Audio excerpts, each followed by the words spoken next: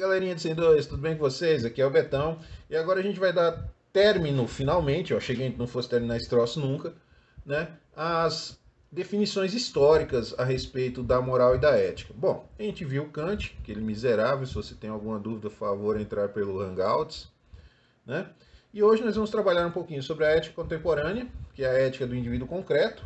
Nós vamos falar um pouquinho também sobre a fundamentação é foda, não pode dizer foda. Foda, velho. Fundamentação histórica e social. Nós vamos falar um pouquinho também sobre a fundamentação ideológica, aquela do Karl Marx, é aquela que o pessoal de direita odeia tanto.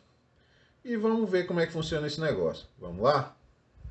Só a primeira coisa que a gente vai trabalhar é a ética e a moral na idade contemporânea, né? A partir do século XIX, século XX, ou seja, 100, 200 anos atrás, a ética e a moral, elas tinham vários conceitos, vários pensadores, e muitos deles agiam de forma bastante conflituosa, um negando o que o outro falava. Mas se você pegar todo esse material e colocar assim, quais são os pontos em comum, tem um ponto em comum a todas elas, tanto no século XIX como no século XX, que é a recusa de uma fundamentação ética e moral exterior ao homem, transcendente. Esquece essa história de que a moral vem de Deus ou que a moral vem de um raciocínio abstrato, de uma sabedoria. Não. A moral, ela concretamente deve vir do indivíduo, né? O indivíduo concreto dá origem a uma moral concreta, uma ética concreta, né? Então, o indivíduo concreto, ele deve ser a origem dos valores e normas morais. Então, ao invés de partir da tradição, ao invés de partir da religião, ao invés de partir de um dogma cultural, ela tem que partir do indivíduo. Essa é uma mudança, olha, radical nesse lance que a gente está trabalhando, né? Bom, e a primeira fundamentação que a gente vai ver é a fundamentação histórico-social, que foi criada por Hegel, né? O Hegel, ele atrela muito a questão da história a sua filosofia. Né? Ele vai dizer que a evolução do homem não é uma evolução linear, não é como se a gente tivesse assim uma escadinha com degraus iguaizinhos que a gente vai subindo, vai chegando. Não, ele diz que a evolução da humanidade é feita a trancos e barrancos.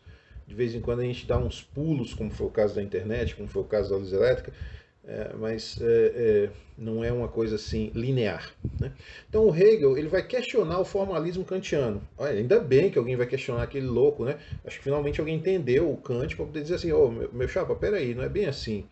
Então ele vai dizer que sem levar em consideração a história e a relação do indivíduo e da sociedade, a ética do Kant, eu arranjei uma cadeira de rodinha, você percebeu que eu estou girando aqui no meu próprio eixo, que legal. Então sem perceber a consideração, ou sem perceber não, você percebeu que eu tô de cadeira. Cara, tô gostando de fazer isso aqui, velho. Sem levar em consideração a história e a relação indivíduo-sociedade, a ética kantiana não compreende os reais conflitos nas dimensões e decisões morais do ser humano.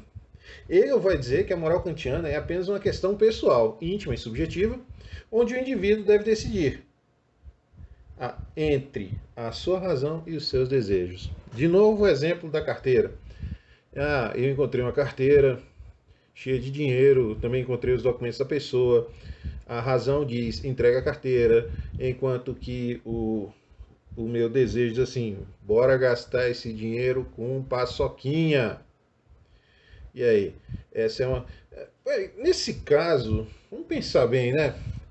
Nesse caso, a crítica do Hegel é muito pertinente, porque ele coloca o Kant, que é tido como um grande revolucionário da filosofia, junto com São Tomás de Aquino. É uma decisão moral. Né? E é uma crítica altamente válida. Então, para Hegel, a moral muda com o tempo. Olha, onde é que a gente já viu isso antes? Hein? A moral muda com o tempo e com a sociedade. Então, o Hegel, ele vincula, e isso aí é uma sacada fenomenal do Hegel, ele vincula a ética, a história e a sociedade. Isso é uma sacada fenomenal. Ele vai dizer que a ética, enquanto estudo da moral, enquanto ciência da moral, enquanto a filosofia da moral, ela está vinculada à história e à sociedade. Então, o que é ética para uma determinada sociedade na cabeça do Hegel, hein? Na cabeça do Hegel, é diferente, ou pode ser diferente, do que é ética para outra sociedade, ou para a mesma sociedade, em um determinado momento do tempo. Isso é muito interessante, cara. Porque nesse momento, o Hegel ele está negando a ideia de uma ética universal. A ética existe em todas as sociedades, ok, mas ela vai mudar, assim como a moral vai mudar de sociedade para sociedade. Essa é uma diferença que você não pode perder de vista. Seguindo pela nossa fundamentação histórica da ética e da moral, ainda mais recente, na idade contemporânea, nós temos a fundamentação ideológica. Bom, a fundamentação ideológica foi criada pelo economista Karl Marx, que foi o cara que escreveu o Capital. Você já deve ter ouvido falar dele, né? E ele vai dizer que a moral, olha o raciocínio dele que é bem interessante. A moral, ele vai entender a moral como uma produção social que atende às necessidades da sociedade. Você não pode esquecer que o Karl Marx está ligado muito nesse negócio de produção, de demanda, de mais-valia. E isso acaba escapando para outros cantos da teoria dele, né? Então, ele vai colocar a moral como uma forma de consciência própria a cada momento do desenvolvimento da existência social. Nesse caso, o Hegel casa direitinho com a teoria de Karl Marx, né? Porque o Hegel vai lançar essa ideia, mas quem vai fundamentar para valer é o Karl Marx, que ele vai dizer que os valores morais, eles não podem, eles não devem ser absolutos. Por que eles não são absolutos? Porque eles atendem a demandas da sociedade. E com o passar do tempo, o que acontece com a sociedade? Ela muda. Se ela muda, mudam também as suas demandas, mudam também as suas necessidades. E a moral, como uma produção social, ela também muda. É um troço legal. O que o Karl Marx está dizendo é que a moral ela vai mudar de acordo com as necessidades da sociedade onde ela está. Então, a moral, ela passa a ser o quê? Vinculada não apenas à história, como queria Hegel, mas também vinculada às necessidades daquela sociedade. Bom, vou dar um exemplo prático. Quando eu era moleque não existia netiqueta, porque não tinha internet popularizada. Aliás, a internet no Brasil só vai chegar lá pela década de 90, né? 1990. Eu lembro que eu participei de um curso. Cara, que loucura isso, hein? Um curso para entender o que era essa tal de internet. Tinha uma novela, acho que é Explode Coração.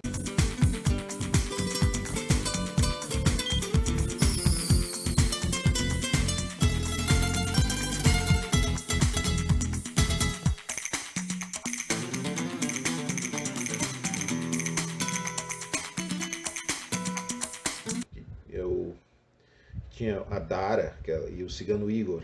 Pergunta pra tua mãe quem é o Cigano Igor, ela vai saber. E o Edson Celular fazia o papel de um cara que se comunicava com a menina pela internet. Ninguém estava entendendo porra nenhuma do que era internet naquela época, velho. Procura lá, acho que essa novela Explode o Coração, Cigano Igor, vê como é que era a internet daquele troço. Você vai morrer de rir. Ninguém sabia o que diabo era internet naquela época. Mas assim, justamente porque chegou a internet, justamente porque agora nós temos esse informar, como dizia Gilberto Gil, ou como diz, não sei. Justamente porque a gente tem essas novas relações, esse novo universo, vai criar demandas novas, necessidades novas para a nossa sociedade, e essas demandas vão demandar, porque demandas demandam, ou seja, essas necessidades vão criar fica retumbante, né? Mas essa nova sociedade vai ter desejos, vai ter necessidades. E essas necessidades vão criar novos códigos morais. Né? Como, por exemplo, não mandar